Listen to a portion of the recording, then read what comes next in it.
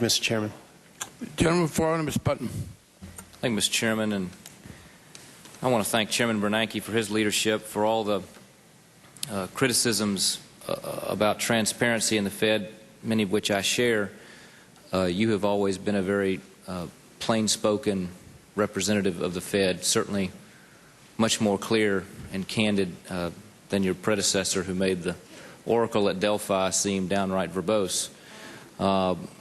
To that end, in listening to the previous questions, you've referred to my friend Mr. Cleaver, that it's not going to feel like a recovery, and we've talked about some of these issues, which begs the question, the last two recoveries, which admittedly were to much more minor, more shallow recessions than what we're in now, they were characterized as jobless. Do you believe that this will be a jobless recovery as well? And given the answer either way, what shape do you believe that recovery will take?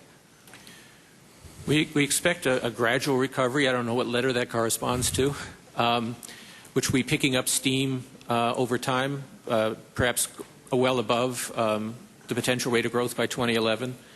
We do expect to see positive job creation near the end of this year, early next year. But it's going to take a while, given the pace of growth, for the unemployment rate to come back down to levels that we would be more comfortable with. So in that respect, it should take some time for the labor market to return to normal.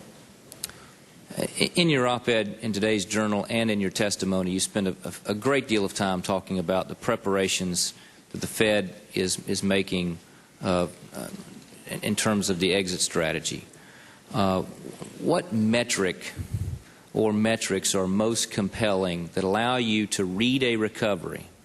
And given that, in your testimony, there's a correlation between inflationary fears and your prediction of when the recovery begins. Essentially, when that velocity kicks in the money supply, that the recovery and the inflationary pressure are concurrent.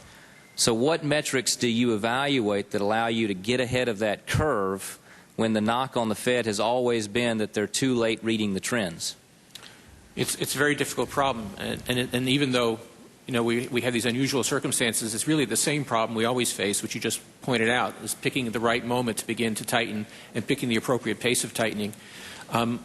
Since monetary policy takes time to work, the only way we can do that is by trying to make a forecast, make a projection, and we use large amounts of information, including qualitative information, anecdotes we receive, formal models, a whole range of techniques to try to estimate where the economy is likely to be a year or a year and a half from now. It's a very uncertain business, but it's really all we can do. And based on that, we try to judge the right moment to begin to raise rates. So we will be looking to see more evidence of a sustained recovery that will begin to close the output gap and begin to improve labor markets. And we'll be looking for signs of inflation or inflation expectations that would cause us to respond as well. Given the debate about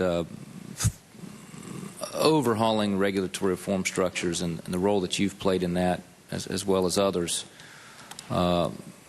you're having to carve out a separate approach to these new non-bank financial institutions, which to me sort of raises the question, and which is probably going to be one for historians to resolve: should the barriers between banking and investments have ever been torn down? In other words, was Glass-Steagall the right approach after the Depression? Was Gramm-Leach-Bliley the wrong approach? It has enough time elapsed to have a good answer to that question as we move forward with setting up an entirely new regime. I don't think that Glass-Steagall, if it had been enforced, would have prevented the crisis. We saw plenty of situations where a commercial bank on its own or an investment bank on its own got into significant problems without, cross effects between those two categories. On the other hand, I think that we do need to be looking at the complexity and scale of these firms and asking, do they pose a risk to the overall system? And if that risk is too great, is there reason or scope to limit certain activities? And I think that might be something we should look at. But I think the investment banking versus commercial banking distinction probably would not have been that helpful in this particular crisis. Thank you, Mr. Chairman. The gentleman from Colorado.